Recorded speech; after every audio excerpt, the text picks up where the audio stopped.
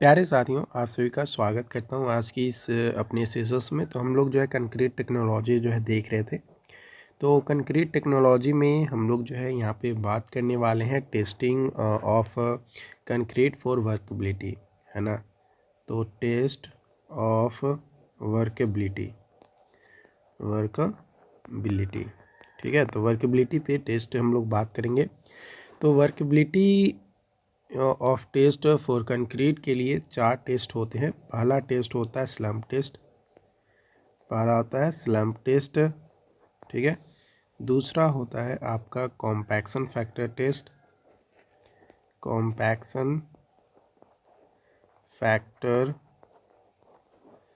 Test. तीसरा होता है आपका यहाँ पे फ्लो टेस्ट एंड चौथा होता है आपका वी टेस्ट, है ना। तो ये 4 तरीके का टेस्ट जो है हम लोग करते हैं ताकि हम लोग चेक कर सके कि कंक्रीट का जो वर्केबिलिटी है वो कितना है। तो सबसे पहले हम लोग बात करते हैं यहाँ पे फर्स्ट पॉइंट जो कि हम लोग डिस्कस करेंगे वो है स्लम्प टेस्ट। इसको जो है फील्ड में हम लोग स्लम्प कोन टेस्ट या स्लम्प टेस्ट भी कहते हैं।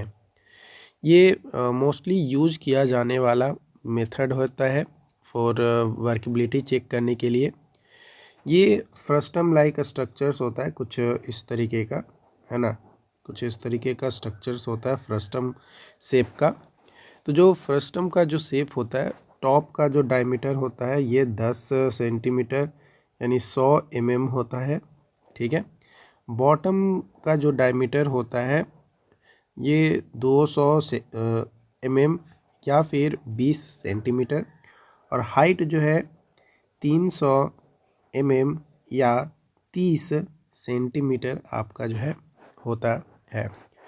जो कंक्रीट होता है वो टेस्ट किया जाता है इसमें, और कंक्रीट को जो है इसमें डाला जाता है ना, इस फ्रस्टम वाला स्ट्रक्चर्स में। और इसमें 4 लेयर होते हैं, है ना। 4 लेयर में इसको जो है हम लोग करते हैं। फर्स्ट लेयर डालते हैं और उसके पे 25 बार जो है क्या करते हैं, टैपिंग रॉड से उसको कॉम्पैक्ट करते हैं 25 टाइम्स, है ना, with the help of rod. और उसको कॉम्पैक्ट करते हैं प्रॉपर तरीके से 25 बार, एक लेयर पे 25 बार। फिर दूसरा लेयर डालें, फिर 25 बार। फिर तीसरा लेयर डालें, फिर 25 बार। चौथा लेयर डालें, फिर 25 बार। डालने के बाद हम लोग जो है पूरा जब प्रॉपर तरीके से हो जाता है, यानी 4 बार कर रहे हैं, यानी 100 टाइम्स टोटल जो है हम लोग इसमें करेंगे। 100 टाइम्स प्रॉपर पूरा हो जाने के बाद जो ये फ्रस्टम वाला जो मोल्ड है इसको क्या करेंगे, हम लोग रिमूव करेंगे। धीरे धीरे घुमा घुमा कर ऊपर की ओर मूव करेंगे।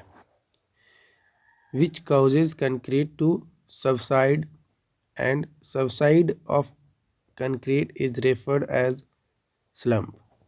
तो जब इसको धीरे धीरे उठाएंगे तो हम लोग पाएंगे कि कुछ कंक्रीट जो है साइड में बिखर जा रहा है और कुछ ही पार्ट रहेगा जो खड़ा रहेगा।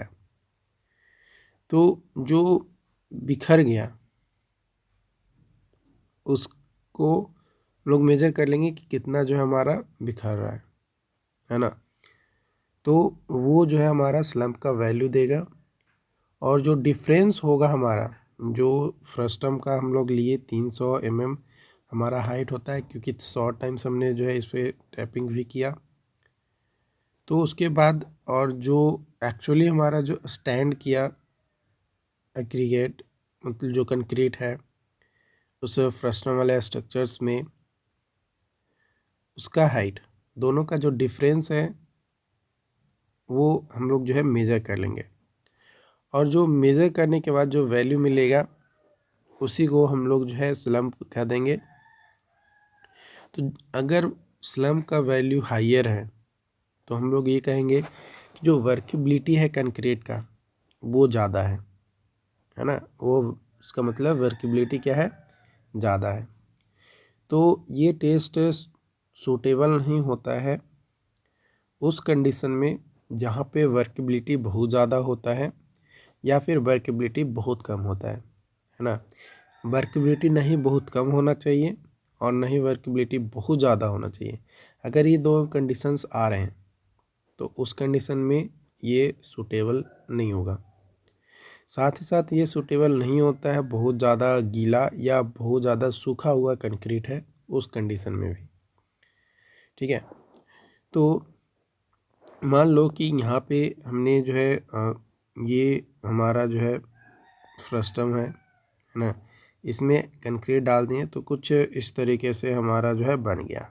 ठीक, जब हटाएंगे मोल्ड को तो ये छोटा सा मतलब जो कम आएगा, ये मतलब इसको ट्रू स्लम्प कहेंगे, है ना। मतलब थोड़ा सा अगर डिस्टर्बेंस देखने को मिल रहा है, थोड़ा सा बस हो रहा है, तो ट्रू स्लम्प कहेंगे। ठीक है, कई बार क्या होता है कि ये जो है आपका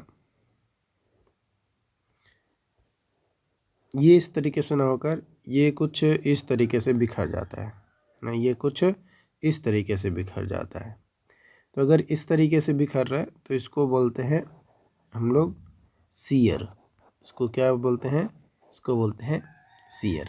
ठीक है, तो इफ़ 1/2 ऑफ कोन स्लाइड्स, है ना, मतलब जो कंक्रीट था उसका 1/2 ऑफ कोन जो स्लाइड हो जाता है तो उसको सीयर स्लम्प कहते हैं। इसको क्या कहते हैं? सीयर स्लम्प कहते हैं। और जो पूरा खड़ा हुआ रहता है, if concrete slump is evenly, है ना, प्रॉपर तरीके से खड़ा रहता है तो इसको ट्रू स्लम्प कहते हैं। ठीक है, और एक होता है कि भाई जैसे ही मोल्ड को हटाएं फ्रस्टम वाला, तो इसमें क्या हो गया कि पूरा का पूरा, है ना, यहाँ पे ये पूरा जो है ऐसे पूरा बिखर गया, है ना, पूरा बिखर गया। तो उसको जो है कोलैप्स कहेंगे कि भाई पूरा कोलैप्स कर गया, है ना, जो हमारा स्लम्प था वो पूरा का पूरा कोलैप्स हो गया।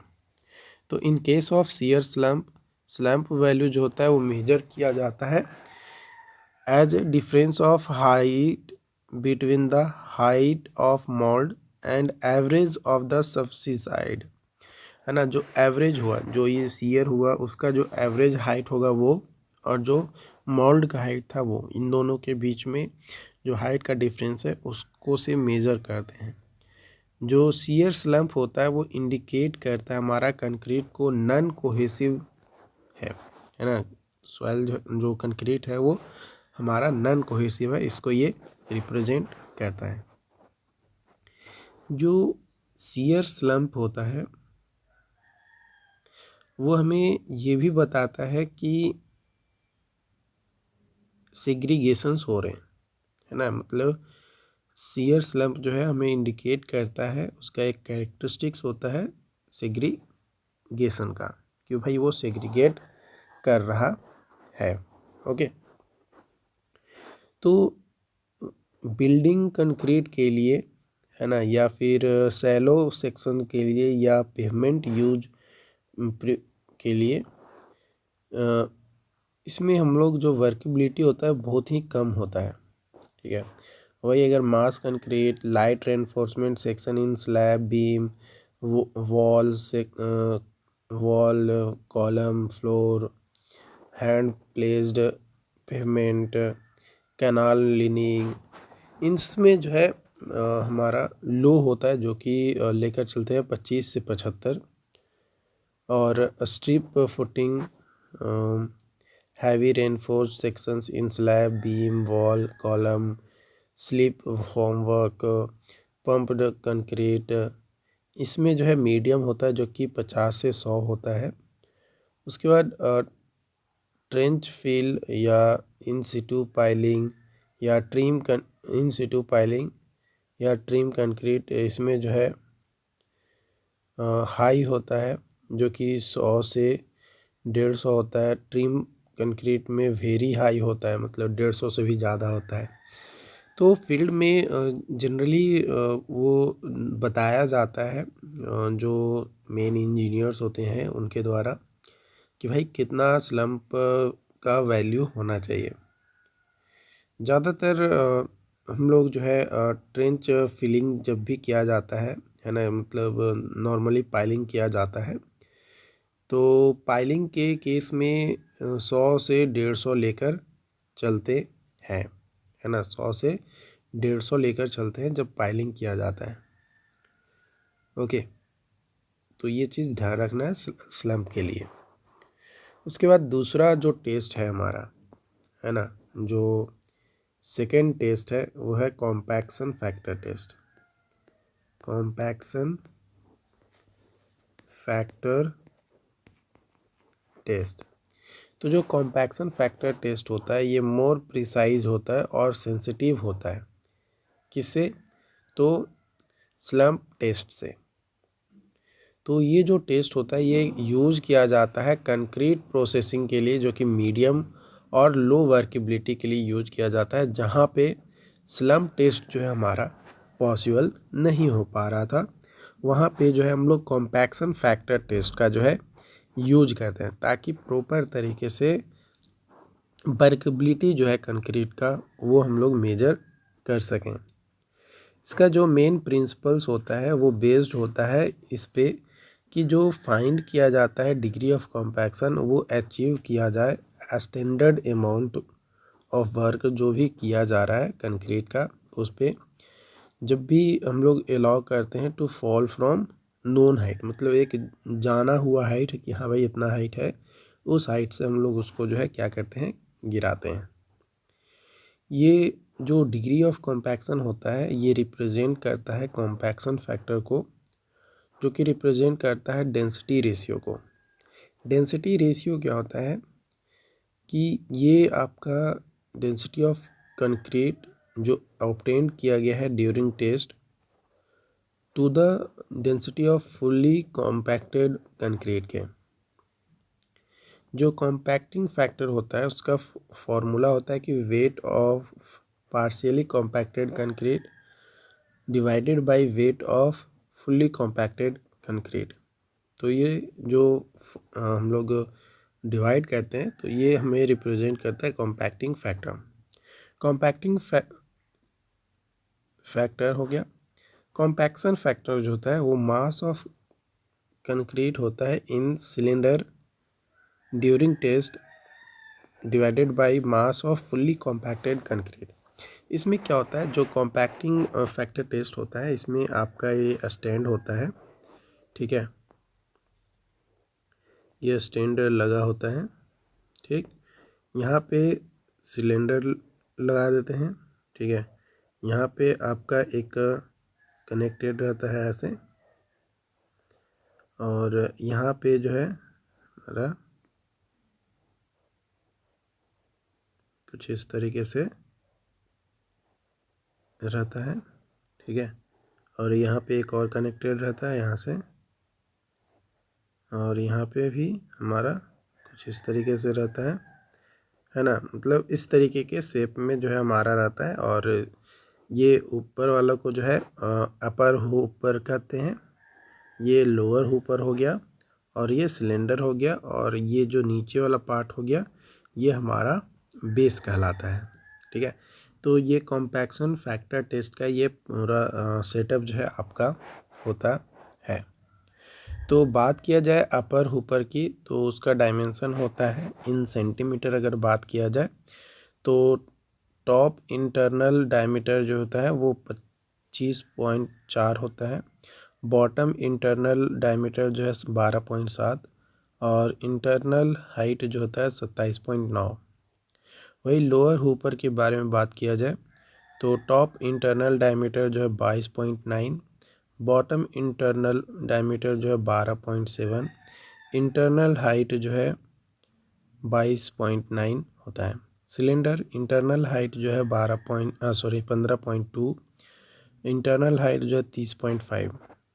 Distance between bottom of upper hopper and top of lower hopper जो है 20.3 होता है, and distance between bottom of lower hopper and top of cylinder 20.3 होता है। तो बात किया जाए स्लैम्प टेस्ट और compaction factor test for different conditions of workability, तो वेरी लो में स्लम्प का वैल्यू नहीं होता है। कॉम्पैक्शन फैक्टर जो है 0.78 टू 0.8 होता है, 0.78 टू 0.8 होता है, जो कि रोड कंस्ट्रक्शन के लिए यूज किया जाता है कॉम्पैक्शन फैक्टर टेस्ट। लो में स्लम्प जो है 25 से 50, मीडियम में 50 से 100 और हाई में 100 से 150। ठीक है। कॉम्पैक्शन फैक्टर लो में 0.85 टू 0.87, मीडियम में 0.92 टू 0.935 एंड हाई में 0.95 टू 0.96। लो का यूज किया जाता है लाइट कंस्ट्रक्शन में, मीडियम यूज किया जाता है नॉर्मल कंस्ट्रक्शन में और हाई यूज किया जाता है हैवी कंस्ट्रक्शन में। जनरली पाइलिंग और ट्रिम पाइलिंग के लिए जनरली जो है हम लोग यूज करते हैं। वेरी हाई में हम लोग कोई वैल्यू नहीं होता, लेकिन ये फ्लोर टेबल टेस्ट जनरली जो हम लोग यूज करते हैं इसके लिए, और ये ट्रिम कंस्ट्रक्शन के लिए यूज किया जाता है। ओके, तो अब तक जो भी जितने भी पॉइंट्स मैंने बताए उन सभी पॉइंट्स को एक बार जो है लोग गो थ्रू कर लेते हैं ताकि आप प्रॉपर नोट्स बना सकें। तो यहाँ पे आपका जो है स्लम्प टेस्ट है, compaction factor test, flow test and VB test, test for concrete of workability, IS code 1199। ठीक, तो slump test most common method होता है। फ्रस्टम का डायमीटर जो है 10 centimetre top, 20 centimetre bottom and height जो है 30 centimetre. Concrete to be tested in filling 25 times हम लोग करते हैं और 4 लेयर में। ठीक है, फिर मोल्ड को रिमूव करते हैं और जो भी डिफरेंस इन हाइट होता है उसको मेजर करते हैं और उससे जो है स्लम्प का वैल्यू निकालते हैं। जितना ज़्यादा वैल्यू है स्लम्प का उतना ही ज़्यादा वर्केबिलिटी भी हमारा ज़्यादा होगा। लो वर्केबिलिटी या हाई वर्केबिलिटी के केस में स्लम्प का यूज नहीं किया जाता है, और ना ही ड्राई ज़्यादा होना चाहिए और नहीं ज़्यादा वेट होना चाहिए, तो भी उस कंडीशन में यूज नहीं किया जाता है। ट्रू स्लम्प क्या कब होता है, जब पूरा का पूरा प्रॉपर तरीके से वो मतलब शेप में बना रहे, थोड़ा बहुत बस गिरे तो, और अगर 1/2 जो है पूरा स्लाइड हो जाए तो उसको जो है सीयर स्लम्प कहते हैं, और पूरा का पूरा अगर बिखर जाए तो वो जो है कोलैप्स कहलाता है, मतलब कि कोलैप्स आपका हो गया है। ठीक है, तो जो सीयर स्लम्प होता है ये इंडिकेट करता है कंक्रीट जो है नॉन कोहेसिव है और सेग्रीगेशन कैरेक्टरिस्टिक्स को शो करता है। यहाँ पे आप देख सकते हो uses, degree of workability and slump का वैल्यू इन mm में दिया गया है ना, और यहाँ पे ट्रेंच फिलिंग या इन सीटू पाइलिंग में जो है हाई यूज किया जाता है, जो कि हैवी कंस्ट्रक्शन के लिए यूज किया जाता है आपका 100 से 150। ओके, कॉम्पैक्शन फैक्टर नेक्स्ट है। कॉम्पैक्शन फैक्टर जो है ये मोर प्रिसाइज और सेंसिटिव होता है स्लम्प टेस्ट के कंपैरिजन में, और ये आपका इक्विपमेंट का रिप्रेजेंटेशन है। यहाँ पे बेस हो गया, सिलेंडर, लोअर हुपर और अपर हुपर, ये लो और मीडियम वर्केबिलिटी के लिए यूज किया जाता है, जहाँ पे स्लम्प टेस्ट जो है वैलिड नहीं होता है, मतलब प्रॉपर तरीके से काम नहीं करता है। ये इसका प्रिंसिपल जो होता है वो बेस्ड होता है डिग्री ऑफ कॉम्पैक्शन पे, जो कि अचीव किया जाता है standard amount of work done by concrete, जब हम लोग किसी एक नोन हाइट से गिराते हैं तब। जो डिग्री ऑफ कॉम्पैक्शन होता है ये रिप्रेजेंट करता है कॉम्पैक्शन फैक्टर को, जो कि रिप्रेजेंट करता है डेंसिटी रेशियो को। डेंसिटी रेशियो जो है डेंसिटी ऑफ कंक्रीट जो ऑब्टेन किया गया है ड्यूरिंग टेस्ट और to the density of fully compacted concrete. Compacting factor is equal to होता है weight of partially compacted concrete divided by weight of fully compacted concrete. Compaction factor होता है mass of concrete in cylinder during test to the mass of fully compacted concrete. यहाँ पे dimension दिए गए हैं आपका अपर हुपर, लोअर हुपर, सिलेंडर, यहाँ पे ये आपका दिया गया, नोट डाउन कर सकते हो। ठीक है, और यहाँ पे स्लम्प टेस्ट और कॉम्पैक्शन फैक्टर टेस्ट दोनों को अलग अलग तरीके से कंपेयर किया गया, तो ये भी आप यहाँ पे नोट डाउन कर सकते हो। तो आज के लिए इतना ही, थैंक यू।